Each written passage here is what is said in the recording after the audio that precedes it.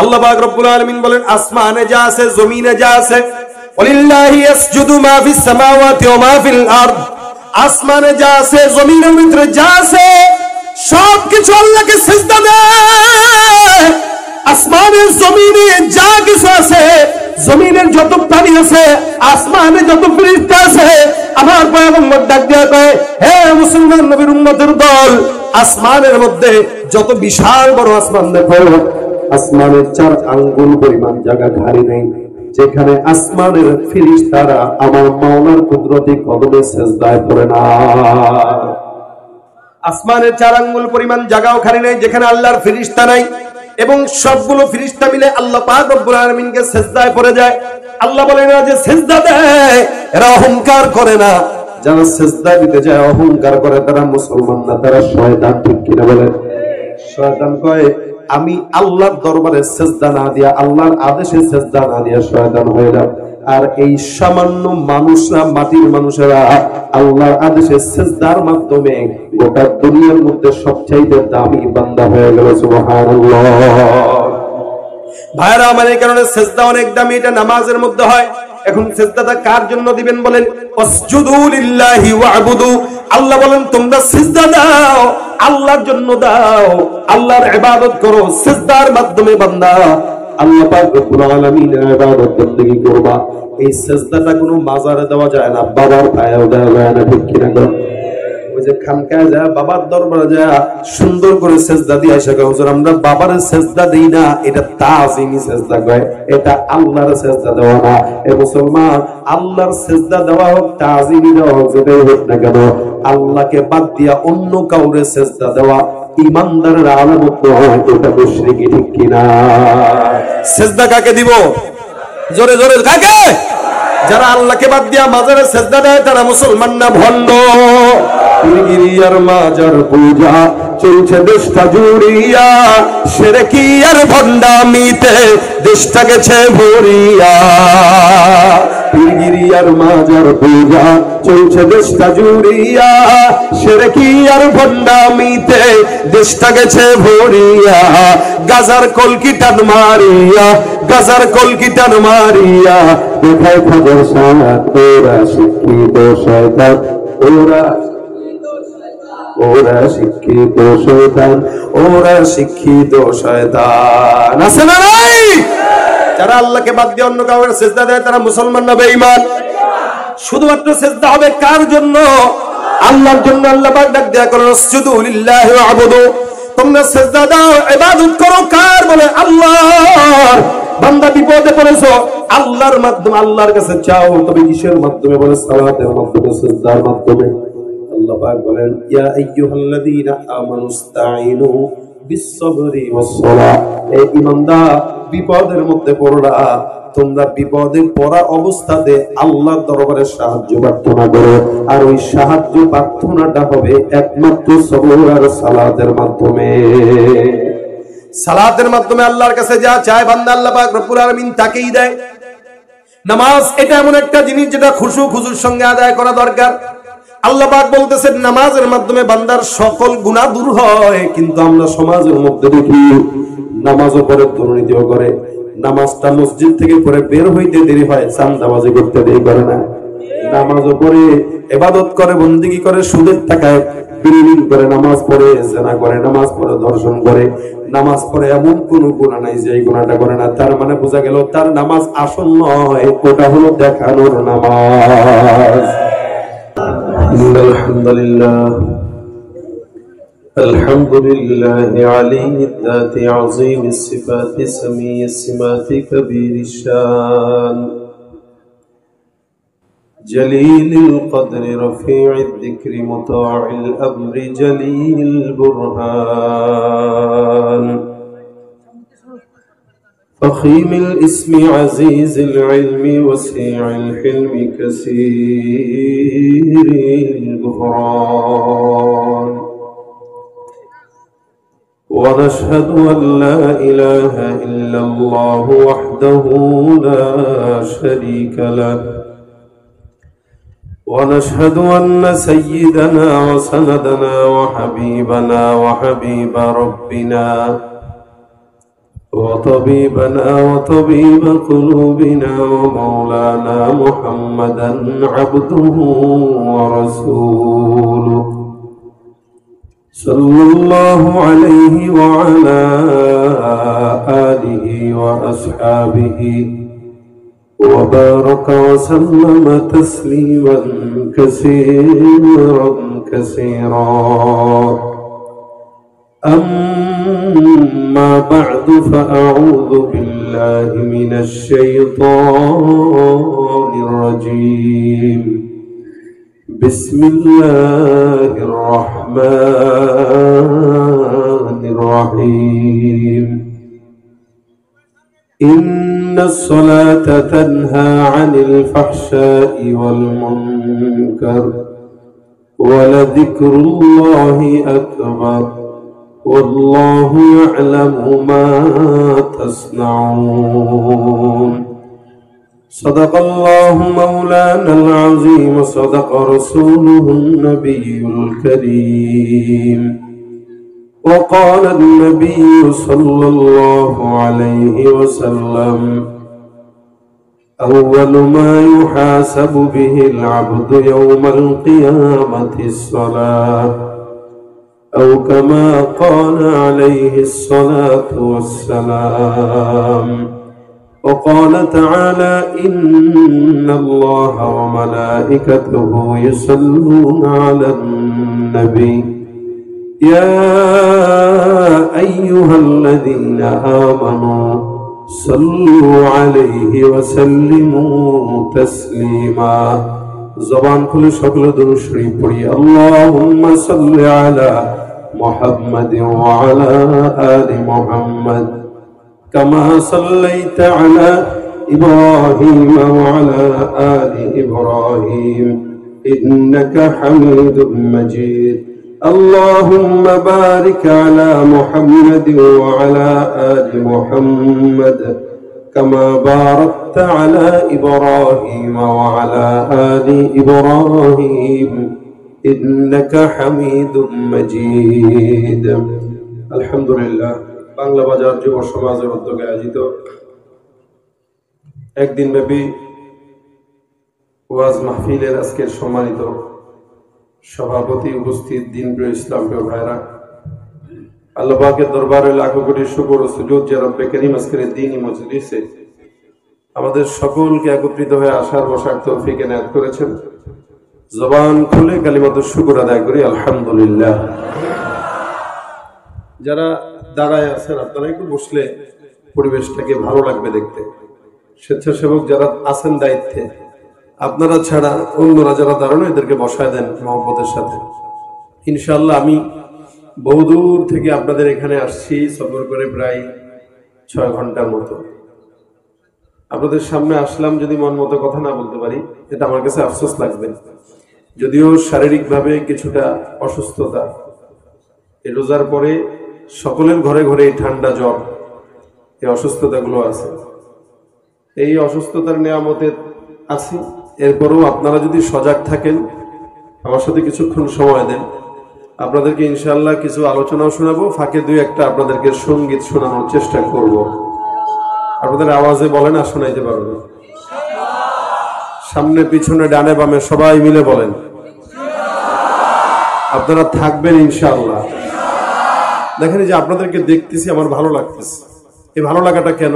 যারা প্রবাসে থাকে, এরা যখন বিদেশে যায়, কোনো দেশে যাওয়ার পরে যখন চতুর্দিকে দেখে ইহুদি, খ্রিস্টান, নাসারা, মুশরিক, বেঈমান, তখন দিলে শান্তি লাগে না।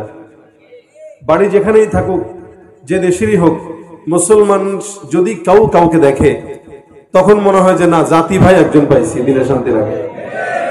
আমি বহুদূর থেকে আসার পরেও আপনাদেরকে সামনে যখন দেখলাম বা দেখছি, আমার দিল ভালো লাগতেছে।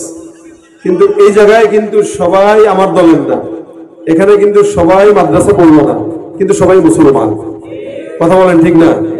তার মানে আমাদের আল্লাহ এক, নবী এক, দলের পরিচয় ভিন্ন, রাজনৈতিক পরিচয় ভিন্ন, আমাদের প্রাতিষ্ঠানিক পরিচয় ভিন্ন, সব পরিচয় ভিন্নর পরে যখন ইসলাম আর ইমানের পরিচয় এক হয়ে যায়, তখন প্রত্যেকটা মুসলমান যে যেখানে থাকুক, মিল্লাতুন ওয়াহিদা, এক ভাই যদি আঘাত পায় ওই ফিলিস্তিনের মুসলমান আঘাত পায়, বাংলাদেশের শরণখোলার মুসলমানের কলিজায় আঘাত লাগে। ঠিক কিনা বলেন? ফিলিস্তিনের মুসলমানের জন্য যদি আমাদেরকে ডাক দেওয়া হয়, অথবা বিশ্বের যে কোনো প্রান্তে কোনো মুসলমান যদি নির্যাতিত হয়, তাদের জন্য যদি আমাদেরকে ডাক দেওয়া হয়, ওই মুসলমানদের জন্য আমরা আমাদের জীবনে তাদের রক্ত মিলিয়ে দিতে কোনোদিন দ্বিধা করবো না। ঠিক কিনা বলেন? এটা আমাদের ঈমান। কি জোরে বলেন? কি ঈমানের জন্য সদা প্রস্তুত থাকতে রাজি আছেন? আমরা দলাদলি দেখার সময় এখন আর নাই। নতুন বাংলাদেশে কে কোন দল করলো দেখার বিষয় নয়। যারা ইসলামের পক্ষে কাজ করবে, প্রত্যেকটা মানুষ একসঙ্গে হয়ে নাস্তিক মুরতাদদেরকে দমন করে ঈমানের দাবি, সবার দাবি। ঠিক কিনা বলে? ওই ময়দানেতে যদি তোমাকে হবে, প্রয়োজনে সব রক্তটুকু জমিনেই ঢেলে দেবে। ওই ময়দানেতে যদি তোমাকে হবে, প্রয়োজনে সব রক্তটুকু জমিনেই ঢেলে দেবে।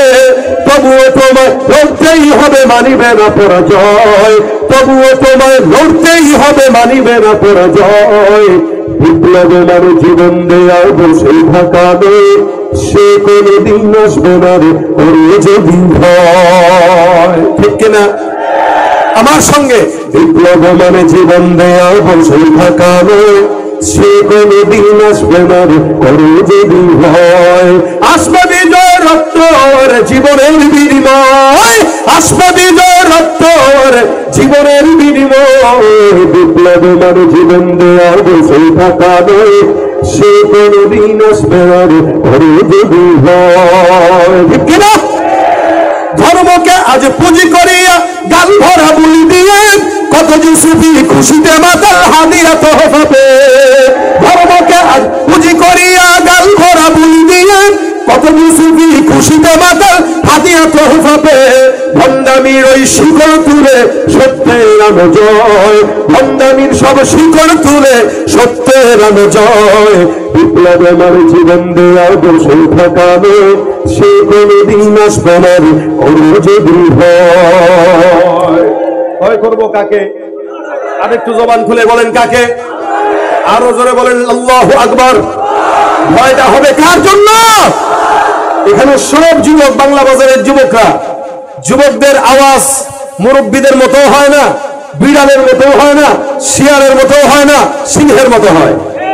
এলাকার যুবকরা দেখিয়ে দিবে, শরণখোলার ইতিহাসের মাহফিলবাদীর ইতিহাস হয়ে থাকে যে এই এলাকার প্রত্যেকটা যুবক মধ্যে মুজাহিদ, এবং এটাই তার প্রমাণ। ঠিক কিনা বলেন? মোটামুটি আওয়াজ আমি যতক্ষণ আছি আপনারা দিবেন না আমি একাই দিব? সবাই মিলে দিবেন তো ইনশাল্লাহ? আওয়াজ যদি ভালো থাকে আওয়াজও হবে, গজলও হবে, মাঝে মাঝে বিরিয়ানির ফাঁকে সালাদ হবে। কথা ঠিক কিনা? আর আপনারা নিরিবিলি তো আমিও নিরিবিলি, সুতরাং সজাগ থাকবেন কি থাকবেন না? ইনশাআল্লাহ। মোটামুটি বিয়ে করেছেন তো? ঈদ কেমন কাটছে আপনাদের? ভালো কাটছে?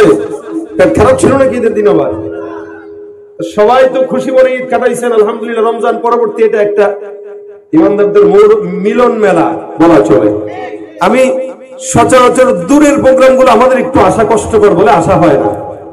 এই মনে হয় মোল্লার হাটে আসছিলাম, বাকি শরণখোলায় আমার স্মরণ যতটুকু হয় এটা মনে হয় প্রথম, বাকি এর আগে আসতে পারি। একজন ভাই বললো নাকি আসছি, যাক আসলেও এটা আমার একদম কম। কিন্তু এই জায়গাটায় আপনাদের এলাকায় আমি নতুন, এবং এটা আমার অফিস যেখানে আমাদের করা হবে, তো আমাদের অফিসের সাথে একই অফিস, আমরা থাকি 11 তলায়, আমাদের আইয়ুব আনসারী ভাই ওনার 2 তলায় থাকে ওনার অফিস।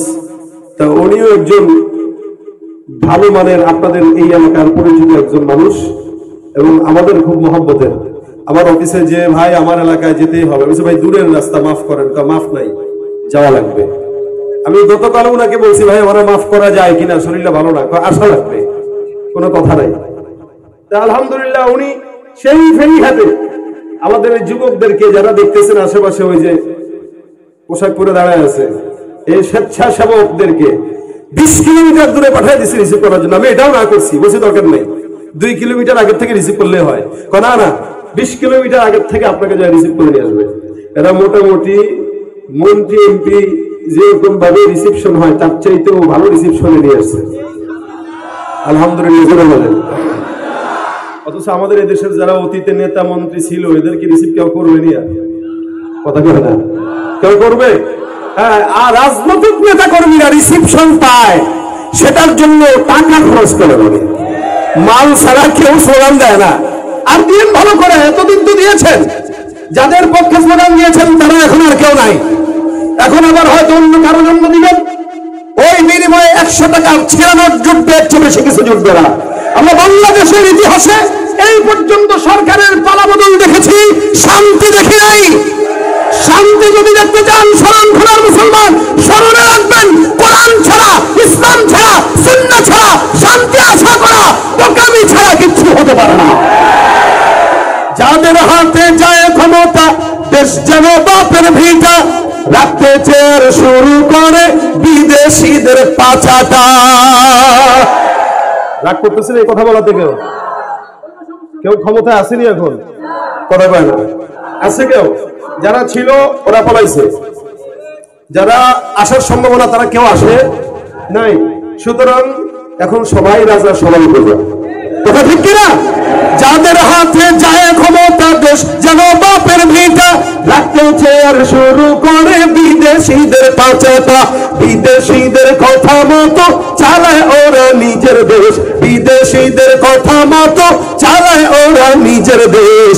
দেখতে দেখতে ভুলে গেল আমার সোনার বাংলাদেশ। এতটুকু দেখতে দেখতে ভুলে গেল, দেখতে দেখতে ভুলে গেল, একে একে শেষ করেছি সবার দেখা হইল শেষ। দেখতে দেখতে ভুলে গেল আমার সোনার বাংলাদেশ, দেখতে দেখতে ভুলে গেল আমার সোনার বাংলাদেশ। কেউ দিল না সবাই নিল, আমরা যে কলুর বলদ, সারা বছর নেয় না খবর, নির্বাচনে খুব দৌড়ে।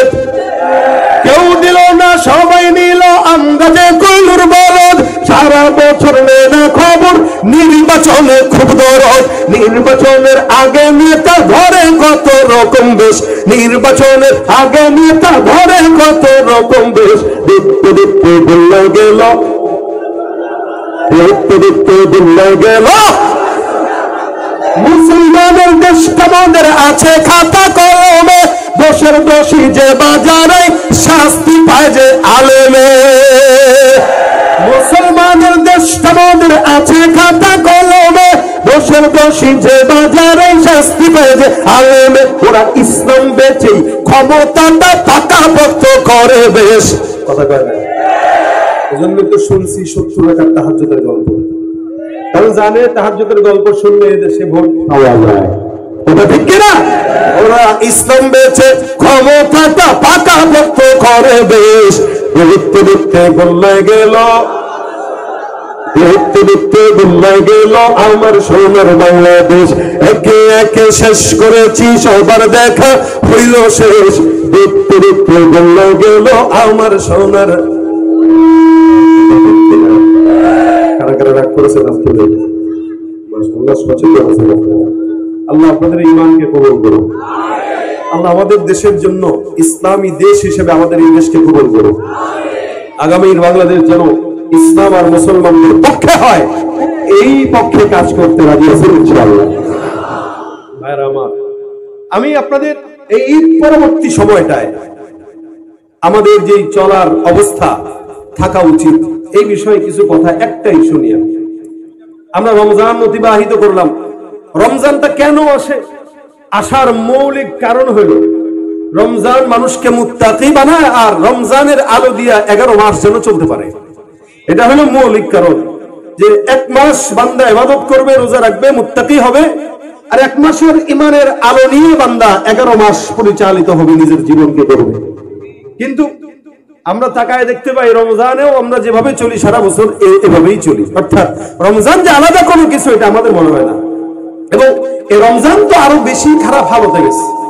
আমরা যতটুকু তাকায় দেখলাম এই রমজানে আমার দিল বলে যে পরিমাণে গুনাহ বাংলাদেশের মানুষ করছে অন্য কোনো রমজানে এত গুনাহ করেনি। ধর্ষণ থেকে শুরু করে সেই আসিয়া, এই ধর্ষণ কাণ্ড, চাঁদাবাজি, সন্ত্রাসী, ডাকাতি, খুনাখুনি, মারামারি, এই রমজানে যতটুকু হয়েছে অতীতের রমজানগুলোতে ঠিক এত হয় নাই। এই কারণে আল্লাহ পাক এই রমজানে বরকত দিছে কম।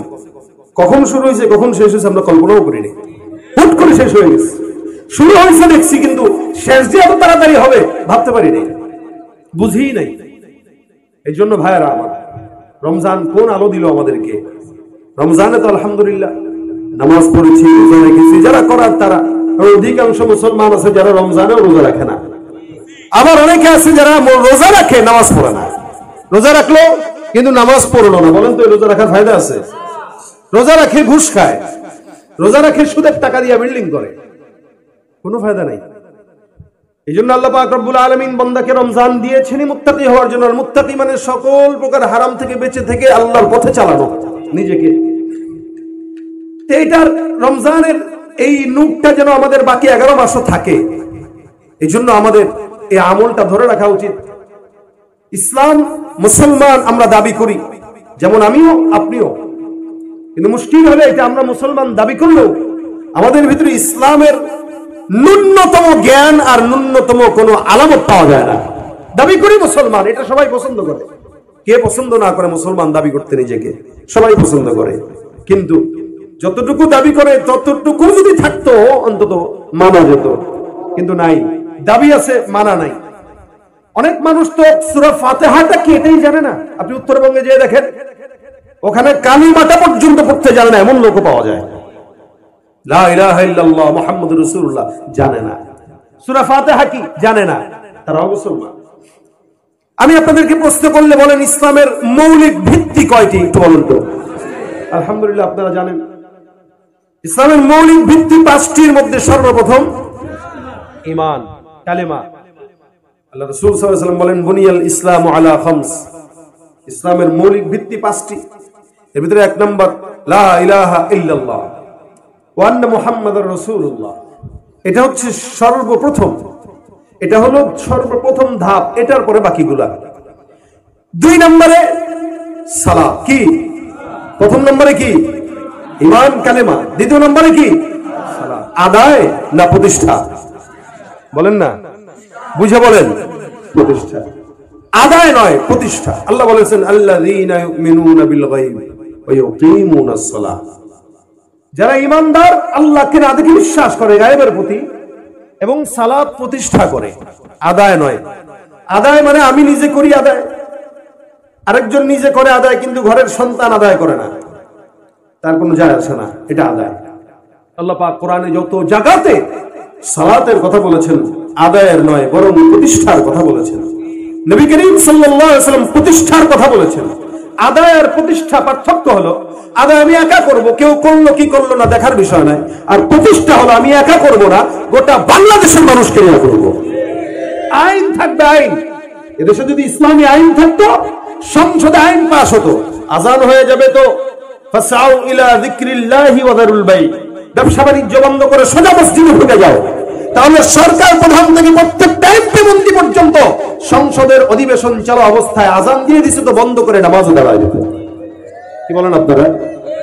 এই দৃশ্য কত সুন্দর হতো না যদি হতো।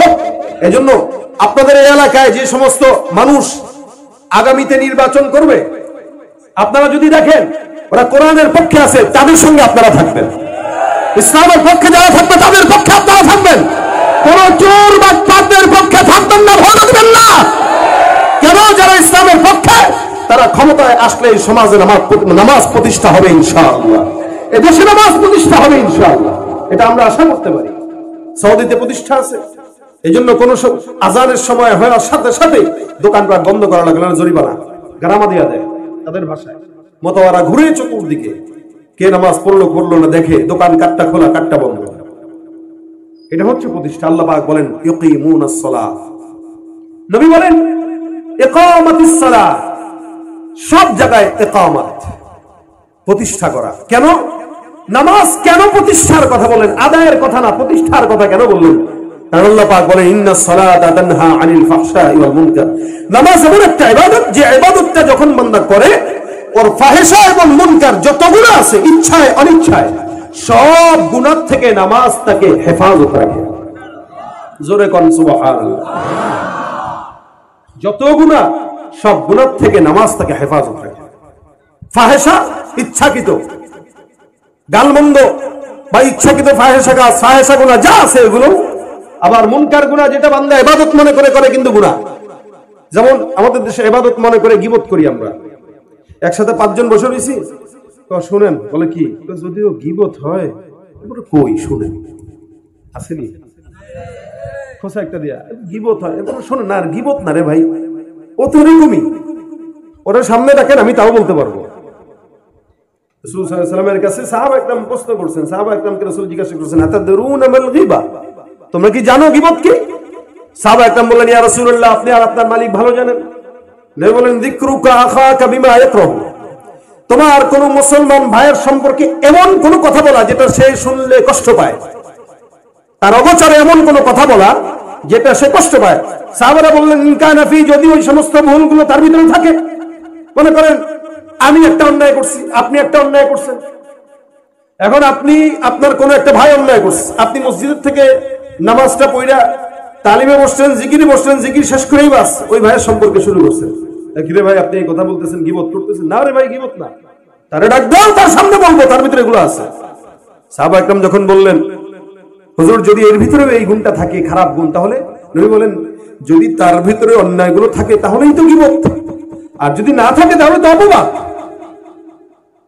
কোথায় থাকে এক মানুষ কক্সবাজার, আর আপনি কোথায় শরণখোলা, এই সাগর পারের এলাকায়, সুন্দরবনের এলাকায়, প্রায় 1000 কিলোমিটারের কাছাকাছি দূরত্বে আপনি আরেক ভাইয়ের গীবত করতেছেন, কোনোদিন দেখাও হয় নাই, কথাও হয় নাই, চিনেনও না, জানেনও না, ফিরি ফিরি তার জান্নাতের রাস্তাটা সহজ করতেছেন। এই জন্য আমি মাঝে মাঝে বলি, ওলামা একরামদের নকল করা কথা এগুলো, যে গীবত যদি করতে হয় তাহলে মা বাবার গীবত করো। কেন? তুমি তোমার মায়ের গীবত করার কারণে তোমার মায়ের গুনাহ তোমার কাছে আসলো, তোমার নেকি মায়ের কাছে গেল, ঘরের নেকি ঘরে থাকলো, মা জান্নাতে গেল। আপনি আমার চিনেন না, জানেন না, কোন কার সাইদা দূর হে তো এমন দেন কন, আরো ভাই কন কয়ে আমার জান্নাতের রাস্তা সহজ করে। আমি আপনারা পারলে হাদিয়া দেবো, আরো বলবেন। আমাদের আকাবিরদের এটা ছিল নমুনা, তারা তাদের বিরুদ্ধে কেউ যদি গীবত করতো, তারা হাদিয়া পাঠাইতো, মিষ্টি পাঠাইতো, টাকা পাঠাইতো। কেন? বলে ও তো আমার জান্নাতের রাস্তা সহজ করতেছে। এই জন্য ভাইরা আমার, গীবতকে আমরা নেক কাজ মনে করে করি, এটা হলো মুনকার গুনাহ। আল্লাহ পাক বলেন, কারো যদি নামাজ ঠিক হয়ে যায়, ওই ব্যক্তির ফাহেশা এবং মুনকার সকল গুনাহ থেকে আল্লাহ পাক তাকে নামাজের মাধ্যমে হেফাজত করবে। আরো জোরে বলেন সুবহানাল্লাহ। তাহলে ভাইরা আমার, নামাজ এই সমাজে দরকার আছে কিনা? কিন্তু আমাদের দেশে একদল আছে যেগুলো নামাজ পড়ে না। কেন? আমি এমন বাবার মুরিদ, যে বাবার মুরিদ হলে নামাজ লাগে না। আসেনি? এমন বাবার কাছে গেছি যার কাছে গেলে নামাজই লাগে না। তার মানে ওই বাবা আসল বাবা না, ন্যাংটা বাবা। ওই বাবা হলো শয়তানের পীর। শয়তানও ওই বাবাকে দেখলে তো আল্লাহ আমারই কি দরকার, ও তো আমার সে বড় শয়তান। এই জন্য ভাইরা আমার, আল্লাহ পাক রব্বুল আলামিন বান্দাকে নামাজ প্রতিষ্ঠার কথা বলেছেন। এটা ফরজ 5 ওয়াক্ত, যে নামাজ পড়লো যাবতীয় গুনাহ থেকে বাঁচলো। রাসূল বলেন, দুনিয়ার জমিনে যত নেক কাজ করো, সব নেক কাজের হিসাব আল্লাহ পরে নেবেন, আর নামাজের হিসাব আগে নেবেন। রাসূল বলেন, আউয়ালু মা ইউহাসাবু বিহিল আবদু ইয়াউমাল কিয়ামাতিস সালাহ। আমার পয়গম্বর ডাক দিয়া কয়, কিয়ামতের ময়দানে আল্লাহ পাক রব্বুল আলামিন বান্দার যত হিসাব আছে, সমস্ত হিসাবের আগে নামাজের হিসাব গ্রহণ করবেন।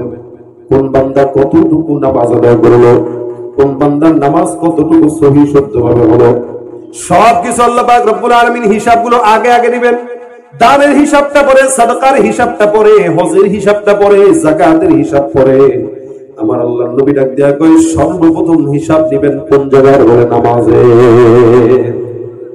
এই ইমানদার ভাইরা, ঈমান আনার পরে একটা ইমানদারের জন্য সর্বপ্রথম কর্তব্য হলো নামাজ আদায় করা। সাহাবা ডাক দেয়া বলতেন, ইয়া রাসূলুল্লাহ, আমরা তো ইমানদার হয়ে গেলাম, পয়গম্বর আপনি আমাদেরকে বলেন ইমানদার হওয়ার পর এখন আমাদের কি করা দরকার? আমার নবী ডাক দিয়া বলতেন, সাহাবা একরামের দল, ইমানদার যেহেতু হয়ে গেলা, এবার তোমাদের সর্বপ্রথম কাজ হলো তোমরা নামাজ আদায় করে যাও। নামাজের জন্য আল্লাহ পাক রব্বুল আলামিনের হাবিব তাদেরকে আদেশ দিয়া দিতেন। নামাজ এমন একটা ইবাদত, নামাজের ভিতরে আল্লাহকে সিজদা করা হয়, আর সিজদাটা এমন একটা গুরুত্বপূর্ণ বিষয়, যেই সিজদার মাধ্যমে বান্দার সঙ্গে আল্লাহ পাক রব্বুল আলামিনের সম্পর্ক গভীর থেকে গভীর হয়ে যায়। আমার আল্লাহ পাক রব্বুল আলামিন বলেন, ওয়ালিল্লাহি ইয়াসজুদু মা ফিস সামাওয়াতি ওয়া মা ফিল আরদ মিন দাব্বাতিন ওয়াল মালাইকাতু ওয়া হুম লা ইস্তাকবিরুন। আল্লাহ পাক রব্বুল আলামিন বলেন আসমানে যা আছে জমিনে যা আছে ওয়ালিল্লাহি ইয়াসজুদু মা ফিস সামাওয়াতি ওয়া মা ফিল আরদ, আসমানে যা আছে জমিনের ভিতরে যা আছে সবকিছু আল্লাহকে সিজদা দেয়।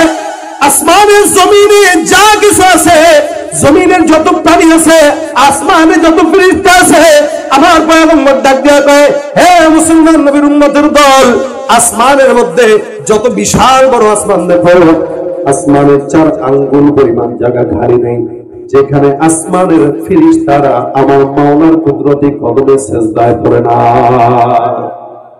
আসমানের 4 আঙ্গুল পরিমাণ জায়গাও খালি নাই যেখানে আল্লাহর ফেরেশতা নাই, এবং সবগুলো ফেরেশতা মিলে আল্লাহ পাক রব্বুল আলামিনকে সিজদায় পড়ে যায়। আল্লাহ বলেন না যে সিজদা দেয় এরা অহংকার করে না, যারা সিজদা দিতে যায় অহংকার করে তারা মুসলমান না, তারা শয়তান। ঠিক কিনা বলেন? শয়তান কয় আমি আল্লাহর দরবারে সিজদা না দিয়া, আল্লাহর আদেশে সিজদা না দিয়া শয়তান হইলাম। আর এই সামান্য মানুষরা, মাটির মানুষেরা আল্লাহর আদেশে সিজদার মাধ্যমে গোটা দুনিয়ার মধ্যে সবচাইতে দামি বান্দা হয়ে গেল। সুবহানাল্লাহ। ভাইরা আমার, এই কারণে সিজদা অনেক দামি, এটা নামাজের মধ্যে হয়। এখন সিজদাটা কার জন্য দিবেন বলেন? ওয়াসজুদু লিল্লাহি ওয়া'বুদু। আল্লাহ বলেন তোমরা সিজদা দাও, আল্লাহর জন্য দাও, আল্লাহর ইবাদত করো সিজদার মাধ্যমে। বান্দা আল্লাহ পাক রব্বুল আলামিনের ইবাদত বندگی করবা, এই সিজদাটা কোনো মাজারে দেওয়া যায় না, বাবার পায়েও দেওয়া যায় না। ঠিক কিনা? ওই যে খানকায় যায়, বাবার দরবারে যায় সুন্দর করে সিজদা দিয়ে আসে, হুজুর আমরা বাবার সিজদা দেই না, এটা তাজিমি সিজদা কয়, এটা আল্লাহর সিজদা দেওয়া না। এ মুসলমান, আল্লাহর সিজদা দেওয়া হোক, তাজিমি দেওয়া হোক, যেটাই হোক না কেন, আল্লাহকে বাদ দিয়া অন্য কাউরে সিজদা দেওয়া ইমানদারের আলামত নয়, এটা মুশরিকি। ঠিক কিনা? সিজদা কাকে দিব? জোরে জোরে কাকে? যারা আল্লাহকে বাদ দিয়া মাজারে সিজদা দেয় তারা মুসলমান না, ভণ্ড। পীরগিরিয়ার মাজার পূজা চলছে দেশটা জুড়িয়া, শিরকি আর ভণ্ডামিতে দেশটা গেছে ভরিয়া।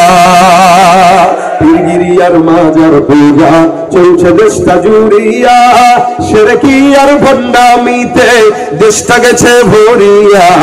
গাজার কলকি টান মারিয়া, গাজার কলকি টান মারিয়া, কোথায় খবর সারা ওরা শিক্ষিত শয়তান, ওরা শিক্ষিত শয়তান, ওরা শিক্ষিত শয়তান। আছে না নাই? যারা আল্লাহকে বাদ দিয়ে অন্য কাউকে সিজদা দেয় তারা মুসলমান না বেঈমান? শুধুমাত্র সিজদা হবে কার জন্য? আল্লাহর জন্য। আল্লাহ পাক ডাক দেয়া করেন ওয়াসজুদু লিল্লাহি ওয়া'বুদু, তোমরা সিজদা দাও, ইবাদত করো কার? বলে আল্লাহর। বান্দা বিপদে পড়েছো, আল্লাহর মাধ্যমে আল্লাহর কাছে চাও, তবে কিসের মাধ্যমে? বলে সালাতের মাধ্যমে, সিজদার মাধ্যমে। আল্লাহ পাক বলেন ইয়া আইয়ুহাল্লাযীনা আমানুস্তাঈনু বিস-সাবরি ওয়াস-সালাহ। এই ঈমানদার, বিপদের মধ্যে পড়লা, তোমরা বিপদে পড়া অবস্থাতে আল্লাহর দরবারে সাহায্য প্রার্থনা করো, আর ওই সাহায্য প্রার্থনাটা হবে একমাত্র সবর আর সালাতের মাধ্যমে। সালাতের মাধ্যমে আল্লাহর কাছে যা চায় বান্দা, আল্লাহ পাক রব্বুল আলামিন তাকেই দেয়। নামাজ এটা এমন একটা জিনিস যেটা খুশুর সঙ্গে আদায় করা দরকার। আল্লাহ পাক বলতেছেন নামাজের মাধ্যমে বান্দার সকল গুনাহ দূর হয়। কিন্তু আমরা সমাজের মধ্যে দেখি নামাজও পড়ে, দুর্নীতিও করে, নামাজটা মসজিদ থেকে পড়ে বের হইতে দেরি হয়, চাঁদাবাজি করতে দেরি করে না, নামাজও পড়ে, ইবাদত করে, বন্দেগী করে, সুদের টাকায় বিলিং করে, নামাজ পড়ে জিনা করে, নামাজ পড়ে ধর্ষণ করে, নামাজ পড়ে এমন কোন গুনাহ নাই যে এই গুনাহটা করে না। তার মানে বোঝা গেল তার নামাজ আসল নয়, ওটা হলো দেখানোর নামাজ। ভাইরা আমার, কিছু কিছু নামাজি আছে যারা মানুষকে দেখানোর জন্যই নামাজ পড়ে। এই জন্য আমাদের দেশে নির্বাচন আসার আগে দেখবেন সব নামাজি হয়ে যায়। তারাও পাবে কি কোন ঠিক না? মসজিদে মসজিদে যায়, ইমাম সাহেব, খতিব সাহেব, আমি কিন্তু নামাজ কালাম পড়ি, ভাই আপনারা নামাজিদেরকে ভোট দিয়েন। আরে ভাই নামাজ পড়ো, এটা তো আযান দিয়ে বলা দরকার নেই। আচ্ছা আপনারা বিয়ে করেছেন কারা কারা? একটু হাতটা তুলেন তো সামনে থেকে। কারা কারা বিয়ে করেছেন হাত তুলে? লজ্জা পায় না হাত তুলে? আমিও করছি, সে টেনশন নেই। এ কয়জন? এই জন্যই তো আওয়াজ কম। বিবাহিতরা একবার আওয়াজ দিয়ে দেন নারায়ে তাকবীর। শুধু বিবাহিতরা নারায়ে তাকবীর। এবার অবিবাহিতরা হাত তুলুন দেখি। কারা কারা বিয়ে করে নাই হাত তুলো। ওমা, এত কম? আওয়াজ কি বেশি হবে না কম হবে? নারায়ে তাকবীর। আওয়াজ ঠিক আছে? আচ্ছা, আওয়াজ বেশি হলে আল্লাহ বিয়ে করায় দেখে। আচ্ছা, যারা বিয়ে করছেন বউরে খাবার ভরণ পোষণ দেন তো? হ্যাঁ, কথা কয় না। আপনি দেন না আপনার ভাই দেয়? কে দেয়? কথা কয় না রে, ভয় পায় এরা। কে কে দেয় মানে ভরণ পোষণ? আপনি না, না, আল্লাহর কথা বলতেছি না আমি। আপনার বিবিকে চালায় কে মানে ভরণ পোষণের টাকা দেয় কে? আপনি দেন না আপনার ভাই দেয়? আপনি দেন। আচ্ছা শোনেন, কেউ যদি নিজে দেয় না তার ভাই দেয়, তাহলে বুঝতে হবে ভাইয়ের সাথে ঝামেলা আছে। হ্যাঁ, আপনি আপনার বউরে চালান না, চালায় কেন? আমার ভাই চালায় বা স্বাস্থ্য ভাই চালায়, তার মানে কিছু না কিছু ঝামেলা আছে। আপনি নিজে চালাবেন, কারণ বিবি আপনার। টাকা দেন, ফুল দেন, গোলাপ দেন, শাড়ি দেন, যা দেন আপনি দিবেন। বউ আপনার, অধিকার আপনার, হক আপনার। আর আপনি যদি বলেন ভাই স্টেজে উঠা, ও ভাই আপনারা সাক্ষী থাকেন, আমি কিন্তু আমার বিবিকে শাড়ি দিছি, এই দেখ আপনারা কিন্তু সাক্ষী থাকেন, তার মানে বুঝবেন এটা আসল জামাই না, এটা ঘর জামাই। সারা বছর বউর টাকায় চলে, একদিন বউরে শাড়ি দিয়ে আপনাদেরকে বুঝাইলো যে আমিও আমার বউরে দেই। কিছু কিছু মানুষ স্টেজে উঠে আমাদেরকে নামাজের গল্প যখন শোনায়, তখন আমাদেরও বলতে মন চায় এগুলা আসল ইমানদার না, এগুলা ঘর জামাই ইমানদার। আসল ইমানদার হলে এরা স্টেজে আমাদেরকে বলা লাগতো না, ওর চেহারা দেখলেই বোঝা যেত সীমাহুম ফি উজুহিহিম মিন আসারিস সুজুদ। একজন সাজিদিন যে নামাজি যে তার চেহারা আল্লাহ পাক সিজদার নূর প্রকাশ করায় দেয়, ঠিক কিনা বলে?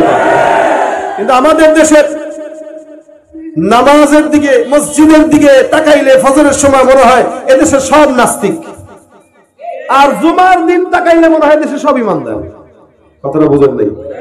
জুমার নামাজে তাকাইলে মনে হয় কি সব ইমানদার, আর ফজরের নামাজে তাকাইলে মনে হয় সব নাস্তিক। কেন?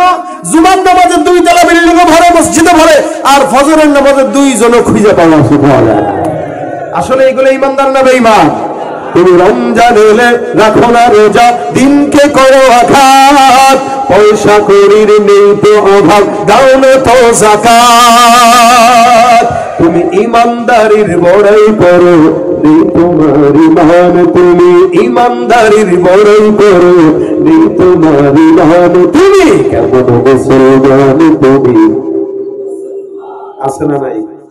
নামাজের সাথে নাই পরিচয়, মানো না কোরআন। নামাজের সাথে নাই পরিচয়, মানো না কোরআন। তুমি কেমন মুসলমান? তুমি কেমন মুসলমান? ঠিক না? আচ্ছা, যারা ফজর নামাজ পড়ে এরা ইমানদার, আর যারা শুধু জুমার নামাজ পড়ে এরা কি? এরা মুনাফিক টাইপের লোক। কারণ এরা 5 ওয়াক্ত নামাজের গুরুত্ব দেয় না, শুধু জুমার জন্যই জন্ম হয়েছে। এরা মনে করে 5 ওয়াক্ত নামাজ পড়বে খালি হুজুরেরা, আর জুমার দায়িত্ব আমাদের। এজন্য পেছ লাগায় কয় ঈদ উল ফিতরের জানাজার নামাজ। কথা কয় না? সারা বছর নামাজ পড়ে না, এজন্য জানাজার নামাজ ঈদ উল ফিতর বানায়, ঈদ উল ফিতরের টারে সবে কদরের বানায়।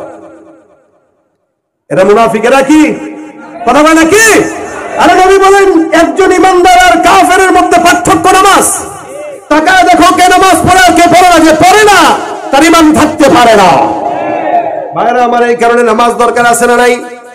আমার এখানে আপনাদের সবার, আপনার বোর দরকার আছে নি? ছেলের দরকার আছে কিনা? 7 বছর হয়ে গেছে বাচ্চাকে মসজিদে পাঠায় দাও, 10 বছর হয়ে গেছে, এবার নামাজ না পড়লে প্রহার করা শুরু করে দাও। কারণ যে ব্যক্তি নামাজের জন্য যত্নবান হয় না, ওই ব্যক্তির ঈমানটা সন্দেহের মধ্যে ঢুকে যায়। আল্লাহ নবী সাল্লাল্লাহু আলাইহি ওয়াসাল্লাম বলেন, বান্দা এই কারণে নামাজের প্রতি যত্নবান হও। প্রত্যেকটা ঈমানদারের জন্য 5 ওয়াক্ত নামাজ পড়া জরুরি, নফল সুন্নাত না ফরজ। আচ্ছা বলেন তো, ফজরের নামাজ পড়া কি?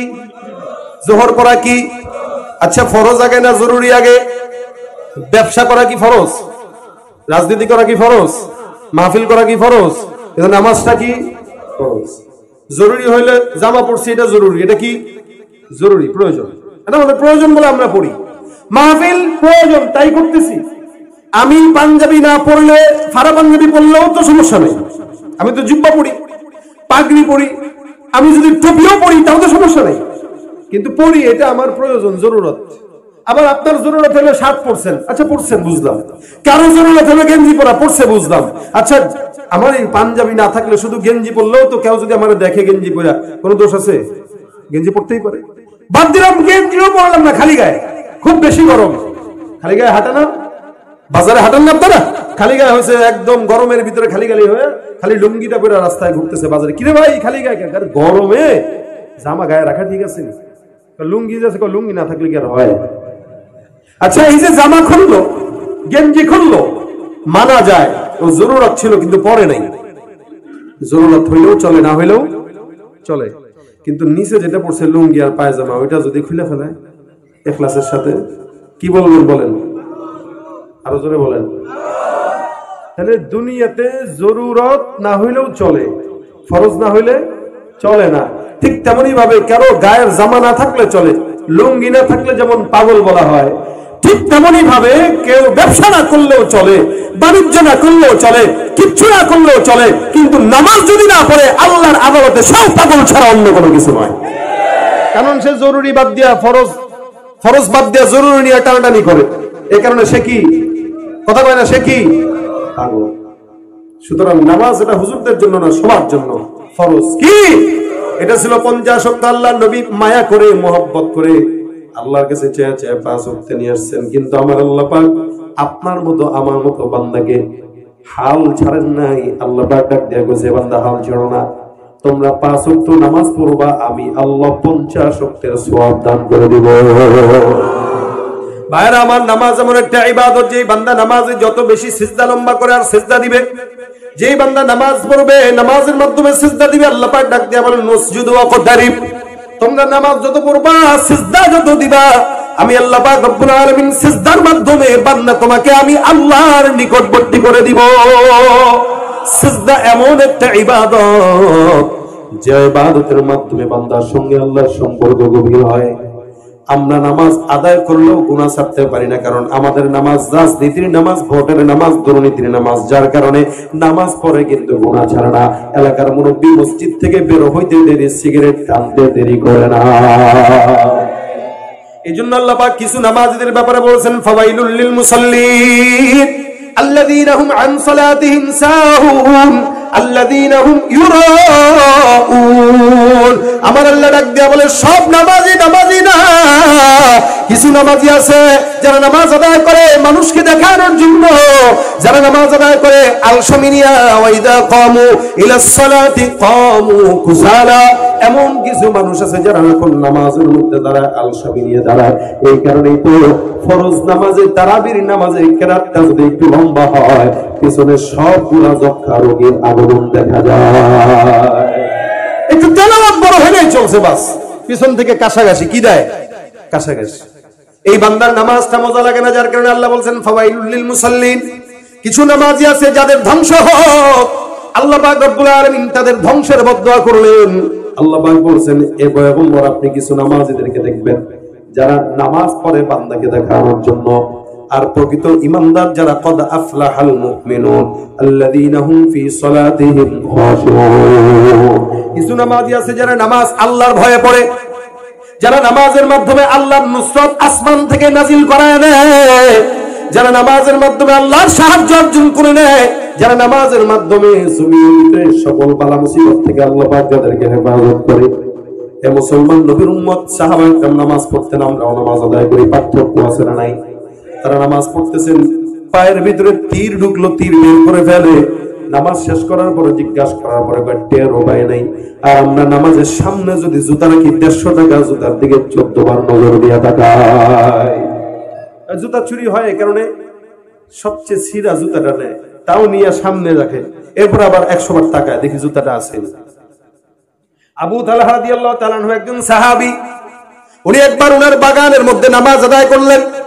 মাজরার ভিতরে অসংখ্য খেজুর গাছ, খেজুর বাগানের ভিতরে নামাজের মধ্যে দাঁড়াইলেন।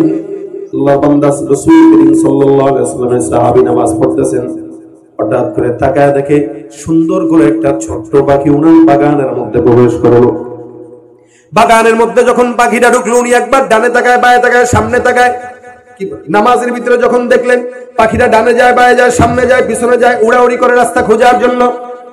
আবু তালহা রাদিয়াল্লাহু তাআলা নামাজের ভিতরে নজরটা পাখির দিকে চলে গেল। উনি দেখলেন পাখিটা ঢুকলো কিন্তু বের হওয়ার রাস্তা কোনো পায় না। এই পাখিটার দিকে ওনার নজর চলে গেল, নামাজের খুশু যে পাখির দিকে চলে গেছে। সাহাবী তালহা রাদিয়াল্লাহু তাআলা নামাজটা শেষ করলেন, করার পরে পয়গম্বরের কাছে চলে যায়, ডাক দেয়া কয়, ইয়া রাসূলুল্লাহ, আমি নামাজ পড়তে দাঁড়াইলাম, আমার বাগানের মধ্যে হঠাৎ করে একটা পাখি উড়ে উড়ে আসলো। আমার নামাজের ভিতরে দৃষ্টিটা পাখির দিকে চলে যায়, এত চমৎকার দৃশ্য, সবুজ পাখি সবুজ গাছের ডালে ডালে উড়ে উড়ে বেড়ায়। আমি চিন্তা করলাম এত সুন্দর একটা দৃশ্য, নামাজের ভিতরে আমার খুশু খুশু নষ্ট হয়ে গেল। অথচ নামাজের ভিতরে আমি ইবাদতে ছিলাম। আল্লাহ, নামাজ এমন একটা ইবাদত যেটা আল্লাহর সঙ্গে বান্দার সম্পর্ক গভীর করে। আল্লাহ পাক রব্বুল আলামিন মূসাকে ডাক দিয়ে বলেন, মূসা, তুমি আমার সঙ্গে কথা বলো, যখন মন চায় তখন কথা বলতে পারো না, নির্দিষ্ট সময়ে তোমার সঙ্গে আমি আল্লাহ কথা বলি, তবে আমার মাঝে তোমার মাঝে ৭০,০০০ নূরের পর্দা থাকে। এ মূসা, তুমি জানো আমার শেষ জামানায় এমন এক দল উম্মতকে আমি আল্লাহ পাক রব্বুল আলামিন পাঠাবো, আমি আল্লাহ পাক যাদের সঙ্গে যখন মন চাবে বান্দা, আমি আল্লাহ তাদের সঙ্গে তখনই কথা বলবো। মূসা নবী ডাক দেয়া বলে, আল্লাহ তাদের সঙ্গে আপনি তখনই কথা বলবেন? বলে, হ্যাঁ। শুধু তাই নয়, তাদের মাঝখানে আমার মাঝখানে একটা পর্দাও থাকবে না। তারা কারা জানো? আমার আল্লাহ পাক ডাক দেয়া কয়, ওরা হলো আখিরি জামানার পয়গম্বর মুহাম্মদুর রাসূলুল্লাহ সাল্লাল্লাহু আলাইহি ওয়াসাল্লামের উম্মত। ওই বান্দা যখন নামাজের মধ্যে দাঁড়ায় তেলাওয়াত করবে, আলহামদুলিল্লাহি রাব্বিল আলামিন, আমি আল্লাহ পাক বান্দার তেলাওয়াতের জবাব দিয়া বলবো, হামিদানি রব্বি। এক একটা আয়াত করে বান্দা তেলাওয়াত করে সামনের দিকে আগাবে, আর আমি আল্লাহ বান্দার সঙ্গে নামাজের মাধ্যমে জবাব দিয়া কথা বলবো। কে কথা বলবেন? কার সাথে? নামাজের ভিতরে বান্দা আল্লাহর সঙ্গে কথা বলে, মুকালামা হয়। এটা এমন বড় ফজিলতের আমল। সাহাবী নবীকে ডাক দিয়ে বলে, ইয়া রাসূলুল্লাহ, নামাজের মধ্যে তারা বাগানের কারণে, গাছ ছিল, গাছের কারণে পাখি আসলো, আর পাখি যখন আসলো আমার নামাজের খুশু খুশু নষ্ট হইল। ইয়া রাসূলুল্লাহ, যেই পাখি, যেই বাগান, যেই গাছ আমার নামাজের খুশু খুশু নষ্ট করলো, ইয়া রাসূলুল্লাহ, ওই বাগান আমি রাখবো না, আপনার কাছে আল্লাহর ওয়াস্তে এই বাগানটাকে আমি সদকা করে দিলাম। বিশাল বড় বাগান দান করে দিল। কেন? নামাজের খুশু খুশু নষ্ট করছে এই কারণে। আর আপনি আমি জুতা বাঁচানোর জন্য 14 বার নামাজের ভিতরে জুতার দিকে তাকাই, আর মোবাইল চুরি করছি কিনা এই জন্য বারবার পায়ের নিচে তাকায়, মোবাইলটা যে ভুলে যাচ্ছে সেখানে। নামাজের ভিতরে দাঁড়ায় দাঁড়ায় আমাদের খেয়াল থাকে সামনের ক্যালেন্ডারের দিকে। নামাজ আদায় করতেছে, সূরা ফাতিহা তেলাওয়াত করতে 14 বার যায় ক্যালেন্ডারের দিকে। অমুক মসজিদের নামাজের সময়সূচি দেখি, ফজরের জামাতটা কয়টায়, নামাজের ভিতরে ফজরের জামাত দেখে, যোহরের জামাত দেখে, আসরের জামাত দেখে। কেউ কেউ তো আছে নামাজের ভিতরে পাশের ভাই আছে, তার সঙ্গে গুতাগুতি করে, একটু দূরে দাঁড়াইছে, নামাজের ভিতরে ইশারা দেয়, ক্লোজ ক্লোজ দাঁড়াইতে পারে। পোলারে নিয়ে গেছে মসজিদে, মা শিখাই দিছে, খবরদার বেয়াদবি করবি না, মসজিদে একদম ইখলাসের সাথে নামাজ পড়বা। ঠিক আছে। এখন মসজিদের সাথে নিয়ে গেছে, পাশে দাঁড়ায়, সামনের লোক গেছে সেজদা দিছে পাশায় বসা। আর এইটারে তো কন্ট্রোল করা লাগবে, নাহলে কারে কি কোন জায়গায় মারে। এজন্য এইটারে কন্ট্রোল করার জন্য শাসন করে নামাজের ভিতরে। তার নামাজ কেমনে হয় বলেন? আমার পয়গম্বর নামাজের ভিতরে জান্নাতের নিয়ামত নিজের চোখে দেখতেন। আল্লাহ পাক জান্নাতের নাজ নিয়ামত চোখের সামনে তুলে ধরতেন। সাহাবা একরাম অবাক হয়ে যেতেন। পয়গম্বরের সাহাবা একরামরাও নামাজের মাধ্যমে আল্লাহর নুসরত নিয়ে আসতেন। এমন একজন সাহাবী আবু মুআল্লাক রাদিয়াল্লাহু তাআলা আনহু, আনসারী সাহাবী। উনি একদিন ব্যবসার জন্য কোনো একটা জায়গায় রওনা হয়ে গেছে। কখনো কখনো কাফেলা একসঙ্গে বিশাল মানুষ যেত, কখনো একা একা যেতেন। আল্লাহর নবীর আনসারী সাহাবী একা একা কোন জায়গায় রওনা হয়ে গেছেন। বিশাল বড় একটা মরুভূমির মাঝখানে উনি বিশ্রামের জন্য একটু বসলেন। হঠাৎ করে বিশ্রাম করতেছে, হঠাৎ করে তাকায় দেখে চতুর্দিক থেকে ডাকাত ঘেরাও করে ফেললো। আবু মুআল্লাক ডাক দিয়ে বলে, কে তোমরা? বলে, আমি অমুক ডাকাত, তোমাকে ঘেরাও করা হলো, সম্পদগুলো তোমার আমরা ছিনায় নিব, শুধু তাই নয় তোমাকে হত্যাও করব। আবু মুআল্লাক ডাক দিয়া কয়, আল্লাহর রাস্তায় আমার সম্পদ জানার নেন, কিন্তু আমাকে হত্যা করবেন না, কারণ বাসায় বিবি আর সন্তানরা হবে ক্ষমা। কিন্তু কিছু কিছু ডাকাত আছে যারা সম্পদ নেয় আবার হত্যাও করে, আছে কিনা? ডাকাত সন্ত্রাসী এখন আছে না? এটা এখন এটা আগের থেকেও ছিল। সাহাবী আবু মুআল্লাহ ডাক দিয়ে কয়, ভাই আল্লাহ ওয়াস্তে আমারে মাইরো না, হত্যা করো না। আমার বাসায় বিবি সন্তান অপেক্ষা করবে, তুমি আমার সম্পদ অনেক আছে, এখানে নিয়ে নাও, আমার কোনো আপত্তি নেই। ডাকাতের কথা একটাই, সম্পদও নেব, হত্যাও করব, তুই অপেক্ষা কর। তবে তোর শেষ কোনো ইচ্ছা থাকলে বলতে পারিস। সাহাবী আবু মুআল্লাহ ডাক দিয়া বলতেছে, আমার শেষ একটা ইচ্ছা আছে। বলে কি ইচ্ছা? মারবা যেহেতু মারবাই, কিন্তু একটু সময় দাও, 2 রাকাত নামাজ আদায় করে নি। কি চাইছে? 2 রাকাত নামাজ। মরে যাবে জানে, কি পড়তে যায়? 2 রাকাত নামাজ। আর আমরা যদি জানি মরণ হবে তখন কি করবো? বাইরের সম্পদ গুলো আগে বুঝাই দিয়ে দেয়। আমাদের বিভিন্ন ইচ্ছা থাকে। সাহাবী ডাক দিয়ে 2 রাকাত নামাজ পড়তে দাও। আল্লাহর নবীর সাহাবী যখন বললেন, ডাকাত সর্দার ডাক দেয়া বলতেছে, নামাজ পড়া কোনো ফায়দা নাই, তুই তোর আল্লাহরে তো আসমান থেকে নামাইতে পারতি না। কিন্তু এই ব্যাখ্যা জানা না, নামাজের মাধ্যমে বান্দা সবচেয়ে নিকটবর্তী হয় কার? তো জানে না। নামাজটা নামাজের মতো হওয়া চাই। আবু মুআল্লাহ নামাজের মধ্যে দাঁড়ায় গেলেন। নামাজের ভিতরে দাঁড়ায় সেজদা এত লম্বা করছে, ডাকাত পিছন থেকে ডাক দেয়া কয়, এ বেটা সেজদা সংক্ষেপ কর, নামাজ সংক্ষেপ কর। কিন্তু সেজদা থেকে উঠে না। রাসূল সাল্লাল্লাহু আলাইহি ওয়াসাল্লাম সেজদা ছিল কানা সুজুদুহু এত লম্বা ছিল, করিবান মিন কিয়ামিহি। আল্লাহ নবী সাল্লাল্লাহু আলাইহি ওয়াসাল্লামের সেজদা বিশাল লম্বা, এবং আম্মা জান আয়েশা রাদিয়াল্লাহু তাআলা আনহা পর্যন্ত বর্ণনা করেন, আমরা নবী করিম সাল্লাল্লাহু আলাইহি ওয়াসাল্লামের সেজদা কখনো কখনো এমনও দেখতাম যে আল্লাহর নবী সেজদায় যখন যেতেন, তখন তোমরা যদি 50 আয়াত তেলাওয়াত করো, এই 50 আয়াত তেলাওয়াত করার সমপরিমাণ লম্বা দীর্ঘ সেজদা আমার নবী দিতেন। 50 আয়াত তেলাওয়াত করতে কতটুকুন সময়? কতটুকুন সময়? কখনো কখনো আম্মা জানরা পিছনে নামাজ পড়তেন, তো সেজদার থেকে উঠে যেতেন, দেখতেন রাসূল উঠছে কিনা, দেখতেন রাসূল এখনো সেজদায়। নামাজের পরে নবীকে বলতেন, ইয়া রাসূলুল্লাহ, আপনি এত দীর্ঘ সেজদা দিয়েছেন, আমরা তো পারি নাই, আমরা ভয় পাচ্ছিলাম যে আমাদের নাক দিয়ে রক্ত বের হয় কিনা। কত দীর্ঘ সেজদা নবী দিতেন। সাহাবী এবার সেজদার ভিতরে গেছেন, সেজদার মাথা উঠায় না, সেজদার ভিতরে ঢুকে ঢুকে আবার দোয়া করে, জোরে জোরে একটা দোয়া পড়ে, ইয়া ওয়াদুদ ইয়া ওয়াদুদ ইয়া ওয়াদুদ ইয়া যাল আরশিল মাজিদ ইয়া ফাআলান লিমা তুরিদ আসআলুকা বিইজ্জিকা আল্লাযী লা ইউরাম ওয়া মুলকিকা আল্লাযী লা ইউদাম ওয়া বিনূরিকা আল্লাযী মালাআ আরকান আরশিক আন তাকফিনি শাররা হাযাল লাস ইয়া মুগীসু আগিসনি ইয়া মুগীসু আগিসনি ইয়া মুগীসু আগিসনি। আল্লাহু আকবার। কার কাছে যায়? নামাজের সিজদার ভিতরে বারবার এই দোয়া করে। আল্লাহর বান্দা রাসূলের সাহাবী যখন এই দোয়া করে, এবার ডাকাত সর্দার কয়, নামাজ তাড়াতাড়ি শেষ কর, তাড়াতাড়ি শেষ কর। আবু মুআল্লাহ বলেন, আমি নামাজের ভিতরে টের পেলাম কোন জায়গা থেকে দূর থেকে কে যেন একজন ঘোড়ার পিঠের উপর সওয়ার হয়ে সামনে আগাইতেছে। বিপদে পড়লে দেখেন কে? কথা কয় না, কে দেখে? মরুভূমির মাঝখানে কেউ না,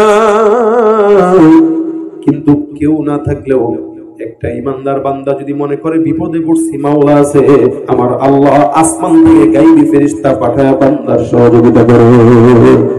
এইজন্য আমার আল্লাহ পাক হাদিসে কুদসিতে বলে, সানানা ইনদা জন্নি আবদি বি, বান্দা আমার উপরে যতটুকু ধারণা রাখবে আমি আল্লাহ ততটুকুই দিব। আপনি যদি ধারণা রাখেন গভীর সমুদ্রের মধ্যে, আল্লাহ পাক রব্বুল আলামিন আপনাকে হেফাজত করবে ইনশাআল্লাহ, আল্লাহ আপনার হেফাজত করবে। আর আপনি যদি মনে করেন আল্লাহ কি জায়গায় আসবেনি, পারবেনি, আল্লাহকে অতীতের মতো ডুব। সাহাবী এবার দোয়া করে, আল্লাহ তুমি আমার ছাড়া আর কেউ নাই, এই ডাকাতের জন্য, এই শয়তানের জন্য তুমি একাই যথেষ্ট। হঠাৎ করে শুনতে পায় ঘোড়ার খুরের আওয়াজ, মনে মনে ভয়, হায় হায়, না জানি আরো কোনো ডাকাত যুক্ত হয়ে গেল। কিন্তু না না, কিছুক্ষণ পর ধস্তাধস্তির আওয়াজ, মারামারির আওয়াজ। আল্লাহ নবীর সাহাবী নামাজ শেষ করে তাকায় দেখে ডাকাত সর্দারের দেহ থেকে মাথাটা আলাদা হয়ে জমিনের মধ্যে পড়ে আছে। জোরে বলেন আল্লাহু আকবার। আল্লাহু আকবার। এত বিশাল বড় বড় ভূমির মাঝখানে কে আসলো? কে এটারে মানলো? ভাই তুমি কে? তাকায় দেখে সামনে একজন লোক সুন্দর সুদর্শন দাস, ডাক দিয়া বলতেছেন, তুমি কে? আমাকে চিনবা? বলে না। এজন্য তো জিজ্ঞাসা করলাম। আমি দুনিয়ার কোনো বান্দা নয়, আল্লাহ পাকের তরফ থেকে আসমানের চতুর্থ আসমানে দায়িত্বরত একজন ফেরেশতা।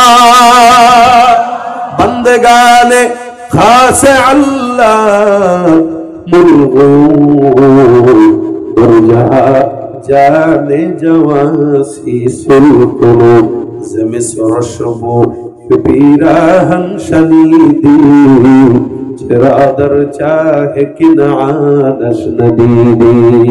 বিপদে বন্ধু একমাত্র কে, জোরে বলে। ভাইরা আমার, সাহাবী আবু মুআল্লাক নামাজ শেষ করে জিজ্ঞাসা করলেন, ফেরেশতা বললেন আমি আসমানের চতুর্থ থেকে ফেরেশতা। চতুর্থ আসমানের ফেরেশতা আসমানে বসে বসে আসমানে সিজদারত অবস্থায় তোমার দোয়াগুলো আমার কানে আসলো। আল্লাহ পাক ঘোষণা করলেন, কে আসলো? এই বান্দার সহযোগিতা করে আসো।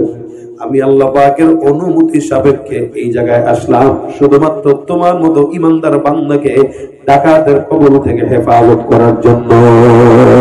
শিশুকালে মায়ের দুধে বাঁচাও খোদা প্রাণ, মায়ের সে বেড়ে উঠি তোমার অবদান।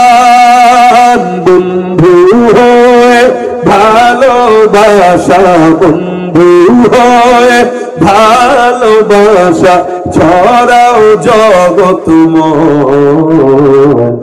তোমার মতো প্রিয় বন্ধু যার হৃদয়ে তার কি আর থাকতে পারে, তার কি আর থাকতে পারে চিন্তা মৃত্যুর ভয়। তোমার মতো প্রিয় বন্ধু যার হৃদয়ে রয়। কে বন্ধুকে? যে আল্লাহ ১৫০০ বছর আগে আবু মুআল্লাকের মতো একজন সাহাবীকে আসমান থেকে ফেরেশতা পাঠায়া ডাকাতের কবল থেকে হেফাজত করছে, সেই আল্লাহ ২০২৫-এ আছে তো? আগের মতই তো আছে, এই জমিন তো আছে, মানুষও তো আছে, কিন্তু পার্থক্য কোথায়? নামাজও আছে, ইমানদারও আছে, জমিনও আছে, মাওলাও আছে, শুধুমাত্র ইখলাস আর তাকওয়া নেই। যার কারণে নামাজ পড়ে ভোট পাওয়ার জন্য ভোট ঠিকই পায়, আল্লাহর নুসরত পায় না। যার কারণে হাজারো বার মানুষের খেদমত করার পরেও লাঞ্ছনা নিয়ে বাংলার জমিন থেকে পালানো লাগে। লাঞ্ছনা নিয়ে পালানো লাগে কেন?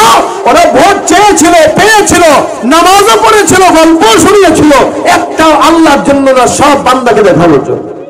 আর যেই ব্যক্তি আল্লাহর জন্য পড়ে, আল্লাহ পাক তাকে ভুলেন না, বরং আল্লাহর কাছে যতটুকু আশা রাখে তার চাইতেও কোটি গুণ আল্লাহ বেশি তাকে দেয়। সে আল্লাহ এখনো আছে তো, দিনে তো ইনশাআল্লাহ।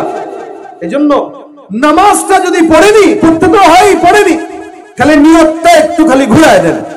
কারণ নামাজটাই এমন একটা ইবাদত, যে ইবাদতের সঙ্গে সম্পৃক্ত থাকলে, যে ইবাদতের কারণে আল্লাহ পাক বান্দার অন্তরকে শুধুমাত্র মসজিদের সাথে সম্পৃক্ত থাকার কারণে আল্লাহ পাকের আরশের নিচে কিয়ামতের ময়দানে ধইরা বান্দাকে বসায় দিবে। এইজন্য রাসূল বলেন, কিয়ামতের ময়দানে যখন সমস্ত বান্দাদের মাথার উপরে সূর্য থাকবে, মাথার মগজ গলতে গলতে বাথরুমের রাস্তা দিয়ে পড়ার উপক্রম হবে, আল্লাহ পাক সেই দিন বান্দাকে কোলে করে নিয়ে আল্লাহর আরশের নিচে বসায় দিবে। এখানে তোমরা বিশ্রাম গ্রহণ করো। রাসূল বলেন, কলবুহু মুআল্লাকুন বিল মাসাজিদ, যার অন্তর, যার কলব মসজিদের সঙ্গে থাকে, ফজরের আযানের পরে নামাজ পড়ে যোহরের জন্য অপেক্ষমান থাকে, যোহরের পরে আসরের জন্য অপেক্ষমান, আসরের পরে মাগরিবের জন্য। কারণ কি? 5 বার আল্লাহ পাক তাকে মসজিদ থেকে ডাক দেয়, আল্লাহ নিজে ডাক দেওয়ায় আযানের মাধ্যমে, হাইয়া আলাস সালাহ, হাইয়া আলাল ফালাহ, আসো কল্যাণের দিকে আসো, আসো সালাত আদায়ের জন্য আসো। কার ঘরে? আমার ঘরে। এটা আল্লাহ পাকের ঘর। আল্লাহর ঘরে আল্লাহ ডাকতেন, কাকে ডাকতেন? আপনাকে আমাকে ডাকতেন। কিসের মাধ্যমে? আযানের মাধ্যমে। এখানে একজন বিখ্যাত তাবেঈ সাঈদ ইবনে মুসাইয়িব, উনি ওনার জিন্দেগিতে কোনোদিন আযানের পরে মসজিদে যান নাই, আযানের আগে আগে মসজিদে ঢুকতেন। একজন প্রশ্ন করলো, আপনি আযানের আগে মসজিদে যান, কি কারণে যান? সব সময় আপনাকে কোনোদিন দেখলাম না আযানের পরে মসজিদে ঢুকতে, আপনি আযানের আগে কি করেন? আযানের পরে গেলেও তো পারেন। সাঈদ ইবনে মুসাইয়িব বলেন, আমি আমার আজানের আগে মসজিদে যাওয়ার কারণ হলো এই আজানের মাধ্যমে আল্লাহ পাক তার বান্দাকে ডাক দেয়। হাইয়া আলাস সালাহ যখন বলে আল্লাহ নিজে ডাক দেওয়ায়, এবং এই ডাক গোটা দুনিয়াতে প্রত্যেকটা সেকেন্ডে সেকেন্ডে হয়। সুবহানাল্লাহ। কেমনে বুঝেন? আমরা ইফতার আয়াত এখানে যারা শরণ খোলার, আপনারা ইফতার করেছেন সর্বশেষ দিন কয়টায়? 6:20, 19:20। আর আমি মাগুরাতে করেছি 6:22। যদিও বিভাগ এক, 2 মিনিটের পার্থক্য। আবার ঢাকার মানুষরা করছে আরো আগে, আবার সিলেটের মানুষরা করছে আরো আগে, আবার অন্যান্য জেলার মানুষ করছে আরো পরে। এরকম এখান থেকে আরেকটু আগাবেন, দেখবেন ও করছে 22-এ, আপনি করছেন 21-এ, আরেকজন করছে 20-এ, আরেকজন করছে 19-এ, আবার আরেকজন করছে 19-এর 5 সেকেন্ডে, 10 সেকেন্ডে। অর্থাৎ গোটা বিশ্বে এই যে টাইমের তফাৎ, এই সেকেন্ডে সেকেন্ডের সময়ের ব্যবধানে প্রত্যেকটা পৃথিবীর সব জায়গাতে প্রতি সেকেন্ডে আল্লাহু আকবারের ধ্বনি বিরাজমান হয়ে থাকে। সব জায়গায় আল্লাহু আকবার আজান থাকে। শুধুমাত্র বান্দাকে ডাক দেয় কোথায়? নামাজের জন্য। কোথায়? নামাজের। এই নামাজের আজানের ডাক হযরত বেলাল রাদিয়াল্লাহু তাআলা আনহু দিয়েছেন প্রথম, এবং বেলালের আজানের পাওয়ার ছিল এত যে আল্লাহ পাক রব্বুল আলামিন এত পছন্দ করতেন। বেলালের আজানের আওয়াজ মদিনা থেকে খালি গলায়, মদিনা থেকে 9 মাইল দূরে পর্যন্ত শোনা যেত। বেলালের আজানের ধ্বনি 9 মাইল দূরে শোনা যেত। আমাদের আজানের ধ্বনি তো পাশের বাড়িতেই শোনা যায়। আল্লাহ শোনায় দিয়েছে। এই আজানের মাধ্যমে আল্লাহ পাক আমাকে ডাকে। হযরত সাঈদ ইবনুল মুসাইয়িব বলেন, ডাকছেন কে? বলে মালিক, সারা দুনিয়ার মালিক, আসমানের মালিক, জমিনের মালিক, জমিনের নিচের মালিক, আসমানের উপরের মালিক, তারার মালিক, সূর্যের মালিক, চন্দ্রের মালিক, সারা পৃথিবীর মালিক আমার মতো না খান্না ক্ষুদ্র একটা গোলামকে ডাকবে, তারপরে মসজিদে যাব। এটা তো আল্লাহর সাথে বেয়াদবি শামিল। এখানে আমি আল্লাহ ডাকার আগে আগে আমি যে বলি আল্লাহ আমি চলে আসছি, আপনি আমার হাজির আনেন। সাঈদ ইবনে মুসাইয়িব আগে আগে চলে যায়। এই কারণে যে আল্লাহ আমি চলে আসছি, আপনি দেখেন আপনাকে ডাকা লাগে নাই, আমি ডাকার আগে চলে আসছি। আর আমরা ডাকার পরেও বসে থাকি। জুমার নামাজ চলে, আমরা ঘুরি, সিগারেট টানি। আর হুজুর যদি একটা দাঁড়া থাকে, কয় কেমন হুজুর, নামাজের আজান দিয়ে দিলে গেল না, তা তুই গেলি না কেন রে? কিরে হুজুরের জন্যই খালি নামাজ ফরজ, না তোর জন্য তো নামাজ ফরজ? তুই গাজা টানলি আর হুজুরে দেখে কইলি হুজুর আপনি এখনো নামাজ পড়তে জানেন। এই জন্য ভাই, নামাজ যারা পড়ে না ওরা ইসলামের বিচারে এরা পাগল। এরা কি? ওই যে লুঙ্গি খুলে পাগড়ি বাঁধা অবস্থা, পাগড়ি বাঁধছে কিন্তু লুঙ্গি নেই। ভাইরা আমার, নামাজটা সব ঠিক রাখবেন, সব ঠিক থাকবে। এবং নামাজ পড়ার মূল সময় হলো যৌবনকাল। মূল সময় যৌবনকাল। ওয়াশাবুন নাশা ফি ইবাদাতিল্লাহি তাআলা, রাসূল বলেন 7 প্রকারের ভিতরে 1 প্রকার তারা যারা যৌবনকালটা ইবাদতে কাটায়, আল্লাহ পাক তাদেরকেও আরশের নিচে ছায়া দান করবেন। জোরে বলুন সুবহানাল্লাহ। বুদ্ধ বয়সে অনেকে মনে করে 80 বছরে নামাজ পড়বে, 60 বছরে নামাজ পড়বে, কিন্তু 60 বছরের রুকু দিলে উঠতে পারবেন না, উঠলে বসতে পারবেন না। আর যুবক বয়সে 1 ওযু দিয়া 3 ওয়াক্ত নামাজ পড়তে পারবে, কি ঠিক না? আর বুড়া বয়সে ওযু খালি ছুটে, খালি ছুটে, 1 ওযুর ভিতরে 3 বার ওযু ছুটে। কেন? ওর সব ঢিলা। এই ঢিলা আমারও হবে, আপনারও হবে ভাই। এই জন্য ঢিলা হওয়ার আগেই আল্লাহর ঘরে ঢুকার শিখেন, যাতে করে টাইট ফিট নামাজ আল্লাহকে দিতে পারেন। নামাজ ঠিক তো সব ঠিক। যে ঘরে নামাজই নেই ওই ঘরে চাউলের বরকত হয় না, ওই ঘরে বাজারের বরকত হয় না, কোনো কিছুতে বরকত হয় না। সারা জিন্দেগি নামাজ, কি বলে, টাকা কামাবে কোটি কোটি, কিন্তু ওর সংসারে বরকত হবে না, শুধুমাত্র নামাজ না থাকার কারণে। আর একটা ইমানদার বান্দা নামাজ পড়ে, আলহামদুলিল্লাহ, তার সংসারে বরকত আর বরকত। এই জন্য নামাজ আপনার আমার জন্য ফরজ। এটা প্রত্যেকটা মুসলমানের পড়া জরুরি নয়, ফরজ। আজকের এই মজমা থেকে যে সমস্ত যুবকরা আছেন, মুরব্বীরা আছেন, নামাজ ধরতে পারেন নাই, এরা নিয়ত করবেন যাতে করে নামাজের মরণের পরে সর্বপ্রথম যে হিসাবটা গ্রহণ করবেন, ওই হিসাবটা যেন ঠিক মতো আদায় করে কবরে যেতে পারি, সেই তৌফিক দান করুন। নিয়ত করেন কারা কারা 5 ওয়াক্ত নামাজ পড়বেন ইনশাআল্লাহ। আল্লাহ তুমি কবুল করো, আল্লাহ তুমি নিয়তের বরকত দান করো। হাত নামান। এই যে নিয়ত করছেন, নিয়তেই আল্লাহ পাক সওয়াব লিখে দিয়েছেন। কাতাবাল্লাহু লাহু হাসানাতান কামিলা। আল্লাহ পাকের হাবিব বলেন, কেউ নিয়ত করলো কিন্তু নেক কাজ করতে পারে নাই, আল্লাহ পাক তার আমলনামায় পরিপূর্ণ নেকি লিখে দেন। এটা হলো নিয়তের বরকত। এই কারণে উলামা একরামরা বলে, ভাই নিয়ত করেন। তাবলীগে গেলে বলে, ভাই হাত উঠান, নিয়ত করেন। কেন? এই নিয়তেই বরকত, নিয়তেই বরকত। এই জন্য নামাজের নিয়ত করবেন, 5 ওয়াক্ত নামাজ যেন আল্লাহ পাক আমাদেরকে পড়ার তৌফিক দান করেন। আজকের এই মজমায় এতক্ষণ আলোচনা শোনার পরে কষ্ট করে এই গরমের ভিতরে আপনারা বসলেন, বসার পরে বাসায় চলে গেলেন, আবার আগের মতো সময় কাটাইলেন, আবার সেই জিন্দেগি, কোনো ফায়দা নাই। আর যদি নিয়ত করতে পারেন যে না, নামাজটা আসলেই দরকার, আমাদের জন্য ফরজ, এই ফরজটা আমার পড়া অবশ্যই উচিত, এটা ছাড়া তো ঈমান ছেড়ে দেওয়া, যে এটা করে না তার তো ঈমানই নাই। এবং মুনাফিকরা দেখবেন ফজর নামাজ পড়ে না, আর ফজরের নামাজের গুরুত্ব তো অনেক বেশি। এই সময় আল্লাহ পাক আসমান থেকে বরকত নাজিল করে, রহমত নাজিল করে, যে পড়লো না সে বরকত পায় না। এই কারণে আমাদের জীবন বরকতহীন।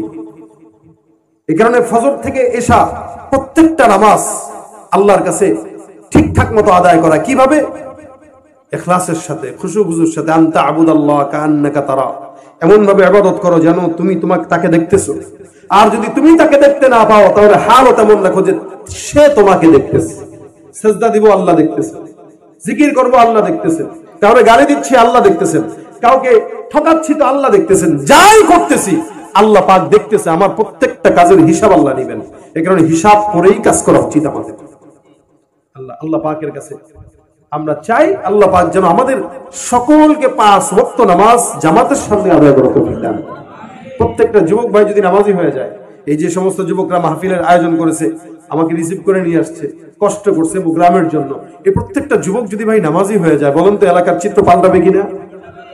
এটা যদি নামাজ পড়ে 5 ওয়াক্ত, একদম টাইম টু টাইম মসজিদে যায়, পাগড়ি একটা লাগায়, সকাল সন্ধ্যা জিকিরের সঙ্গে থাকে, মোটামুটি আল্লাহ ওয়ালাদের সোহবতে সময় লাগায়, এলাকা সন্ত্রাস মুক্ত হতে 1 মাসের ব্যাপার, বেশি লাগবে না। আল্লাহ ওয়ালাদের সোহবতে সময় লাগাবেন, আকাবিরদের সোহবতে সময় লাগাবেন, বুজুর্গানে দ্বীনদের সোহবতে সময় লাগাবেন, হক্কানি পীর মাশায়েখদের দরবারে যাবেন, ওলামায়ে কেরামদের সঙ্গে সময় কাটাবেন, নামাজ পড়বেন, ইনশাআল্লাহ এলাকাকে আল্লাহ পাক রব্বুল আলামিন বরকতের এলাকা বানায় দিবেন ইনশাআল্লাহ। প্রত্যেকটা যুবক নবীর নায়েব হয়ে যাবে ইনশাআল্লাহ। এজন্য ভাইরা আমার, যুবকরা সমাজে ঠিক হয়ে যাবে তো সমাজ পরিবর্তন হয়ে যাবে। আমরা অতীতে মুরব্বীদেরকে দেখেছি এমপি মন্ত্রী হতে, এই কারণে এদের জবানের ঠিক নাই, এরা এক এক সময় এক একটা কথা বলে প্যাঁচ লাগাইতে পারে। কিন্তু যুবকরা যদি সমাজের এই রাজনীতি করে, মুসলমানরা যদি এই জায়গায় চলে আসে, রাজনীতির জায়গায় চলে আসে, ইসলামী রাজনীতি করে মোটামুটি ক্ষমতার মস্তক দখল করে, আশা করা যায় আগামীর বাংলাদেশ নামাজিদের দখলে থাকবে, আগামীর বাংলাদেশ কোরআন ওয়ালাদের দখলে থাকবে ইনশাআল্লাহ। এই জন্য আমরা চাই প্রত্যেকটা যুবক এরা সুন্নত ওয়ালা হয়ে যায়, নামাজি হয়ে যায়। আল্লাহ পাক এদেরকে কবুল করে বলেন আমিন ইনশাআল্লাহ। আজকের এই বাংলা বাজার যুবকদের জন্য আপনারা দোয়া করবেন। বিশেষ করে আইয়ুব আনসারী ভাই আসেননি আপনি, আইয়ুব আনসারী ভাইয়ের জন্য আপনারা দোয়া করবেন। উনি ভালো মানুষ, আন্তরিক মানুষ, আলহামদুলিল্লাহ উনি আন্তরিক মানুষ খুব। এবং এই উনার মতো যুবক এই এলাকায় আরো যারা আছে, আপনারা উনাদেরকে ইসলামের জন্য কাজে লাগাবেন ইনশাআল্লাহ। ওনাদেরকে ইসলামের জন্য কাজে কিভাবে লাগাবেন?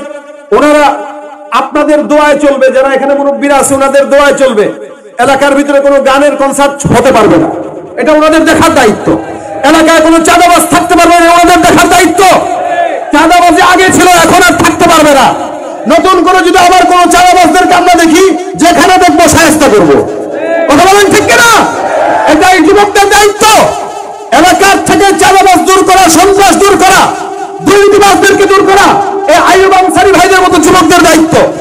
এনারা ওলামায়ে কেরামদের দোয়া নিয়ে, পরামর্শ নিয়ে চলবে ইনশাআল্লাহ।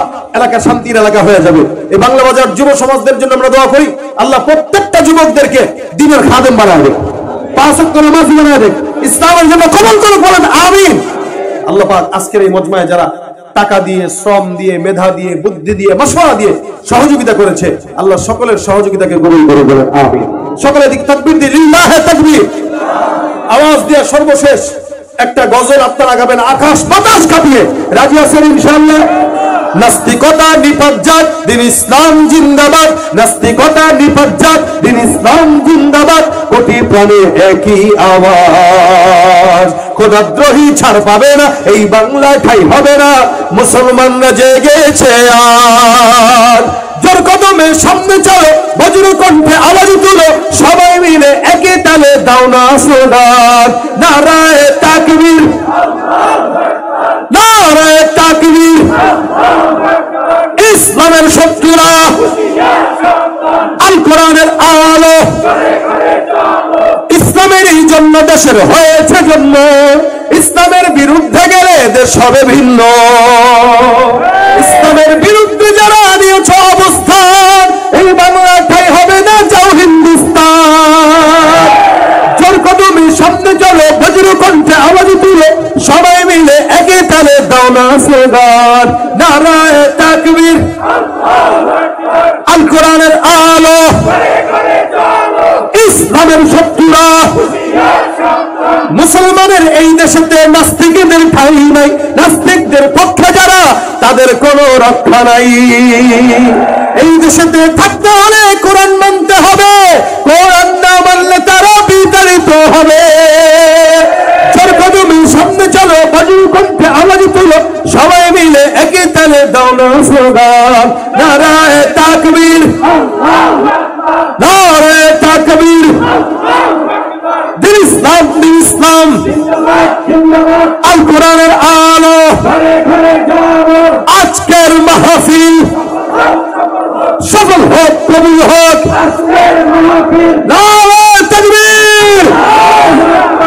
আল্লাহ পাক এই মজমাকে ভরপুর কামিয়াবি দান করুন।